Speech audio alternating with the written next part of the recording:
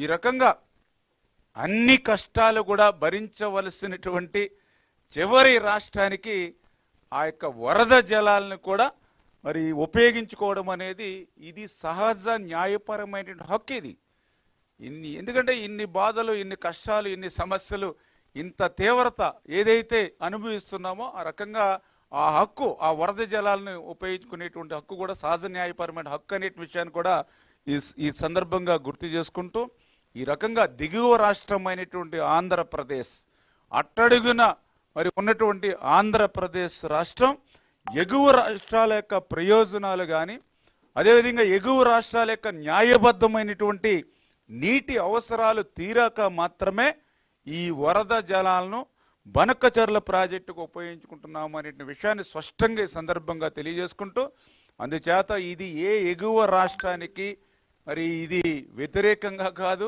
నష్టం చేకూర్చేది కాదు అనే విషయాన్ని స్పష్టంగా తెలుగు రాష్ట్ర ప్రజలందరూ కూడా మరి గమనించాలని చెప్పేసి కూడా మరి మీ ద్వారా అందరికి కూడా తెలియజేసుకుంటూ ఉన్నా. మరి ఈ రకంగా ఉన్నటువంటి గోదావరి వరద జలాలు మీ అందరికీ తెలుసు, ఇప్పుడు ఇందాక కూడా చెప్పడం జరిగింది. ప్రతి సంవత్సరం 3000 టీఎంసీల నీరు. ఇది 50 సంవత్సరాల చరిత్ర వరుసగా చూసినా కూడా 3000. ఒక్క సంవత్సరం అయితే 7000 టీఎంసీల నీరు కూడా సముద్రంలో కలిసినటువంటి రోజులు ఉన్నాయి. ఏదో గోదావరిలో ఒక్కొక్క సంవత్సరం 7000 టీఎంసీలు. ఈ రోజు కూడా మీ అందరికీ తెలుసు, ఇంకా వర్షాకాలం ఇంకా ప్రారంభం కాల పూర్తిగా అయినప్పటికీ కూడా ఈ రోజుకి కూడా గోదావరిలో ఇప్పుడు మీరు పోలవరం పోయినా, ధవళేశ్వరంకి పోయినా సరే ఈ రోజుకి కూడా 20,000 30,000 క్యూసెక్కుల నీరు సముద్రంలోకి పోతుంది, ఇంకా వర్షాకాలం సీజన్ ప్రారంభం కాకముందే. అదే మీరు కృష్ణానదిని చూసుకోండి, ఇంకా ఆలమెట్టి కానీ, ఇంకా నారాయణపూర్ కానీ, ఇంకా శ్రీశైలం కానీ, ఇంకా నాగార్జున సాగర్ కానీ, ఇవన్నీ ఖాళీగానే ఉన్నాయి ఈ పక్కన కృష్ణానది.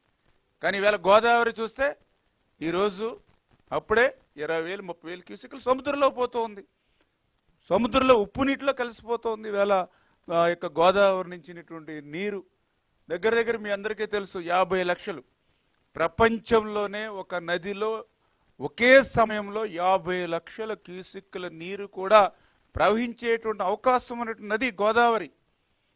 మీ అందరికీ తెలుసు, ఆ రోజు 1986 1986లో 36 లక్షల క్యూసెక్కుల వరద నీరు వస్తే ఆ రోజు 20 రోజులు గోదావరి జిల్లాలంతా కూడా, అంటే దగ్గర దగ్గర 1 కోటి మంది ప్రజలు 20-30 రోజులు ఆ వరద నీటిలో ఉన్నాం. ఆ రోజు మీ అందరూ కూడా చూసినటువంటి పరిస్థితి, మనందరం కూడా గమనించినటువంటి పరిస్థితి.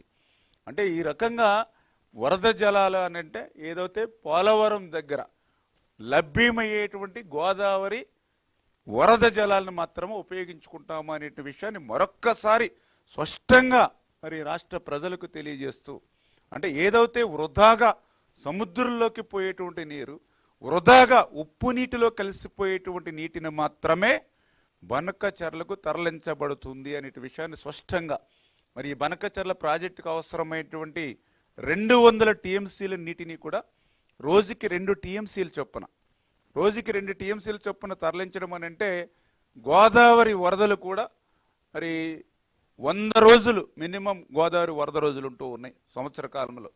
100 రోజుల నుంచి దగ్గర దగ్గర 150-180 రోజుల వరకు కూడా ఫ్లడ్ ఉంటుంది గోదావరికి. అందుచేత 100 రోజులు సమయాన్ని తీసుకున్న రోజుకి 2 టీఎంసీలు లెక్కేసుకుంటే ఆ యొక్క 200 టీఎంసీల నీరుని తీసుకుంటూ ఉన్నాం. గడిచినటువంటి ఏదైతే హిస్టరీ కూడా మేము తీసుకున్నాం, లాస్ట్ 100 years తీసుకుంటే మినిమం 100 days మన గోదావరిలో ఉన్నాయి అనే విషయాన్ని రికార్డు ప్రకారమే, హిస్టరీ ప్రకారమే తీసుకుంటున్నాం తప్ప ఎక్కడా కూడా నికర జలాలను వాడడం లేదు. క్లియర్గా వరద జలాలను మాత్రమే ఉపయోగిస్తున్నాం అనేది ఇదే ఒక ఎగ్జాంపుల్ అనే విషయాన్ని సందర్భంగా తెలియజేస్తూ, ఈ రకంగా థాయిలాండ్ రాష్ట్రంగా ఉన్నటువంటి ఆంధ్రప్రదేశ్ ఎగువ రాష్ట్రాలకు కేటాయించినటువంటి నీటిని వాడుకోవడంలో ఎటువంటి స్థితిలోని కూడా అడ్డంకిగా ఉండేటువంటి అవకాశమే లేదు. ఆ విషయాన్ని దయవుంచి మరి యొక్క రాష్ట్ర ప్రజలందరూ కూడా మరి అర్థం చేసుకోవాలని చెప్పి కూడా మీ ద్వారా అందరికి కూడా తెలియజేసుకుంటూ, మరి ఈ రకంగా గోదావరి నుంచి వృధాగా పోయేటువంటి ఆ యొక్క వరద నీరు ఏదైతే ఉందో, మరి సముద్రంలోకి ఉప్పు నీటిలో కలిసిపోయేటువంటి ఆ వరద నీరు ఏదైతే ఉందో, మరి ఈ నీటిని ఎక్కడ తీసుకెళ్తూ ఉన్నాం మనం? ఇప్పుడే చెప్పాం ఏదైతే మరి యొక్క పోలవరం నుంచి ప్రకాశం బ్యారేజ్ నుంచి బొల్లేపల్లి రిజర్వాయర్ నుంచి బనక్కచెర్ల తరలిస్తున్నామని చెప్పాం. ఆ బనక్కచెర్ల నుంచి ఎక్కడికి తీసుకెళ్తున్నాం దీన్ని?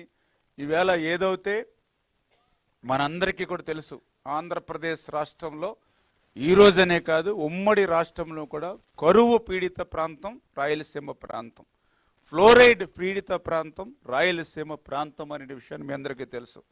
ఈవేళ భారతదేశంలోనే అతి తక్కువ వర్షపాతం ఉన్నటువంటి జైసల్మీర్ తర్వాత రెండవ అతి తక్కువ వర్షపాతం ఉన్నటువంటి జిల్లా అనంతపురం జిల్లా రాయలసీమ ప్రాంతం అని మీ అందరికీ తెలుసు. అటువంటి అత్యల్ప వర్షపాతం ఉండి కరువు కాటకాలతోటి ఫ్లోరైడ్ బాధితులతో నిండి ఉన్నటువంటి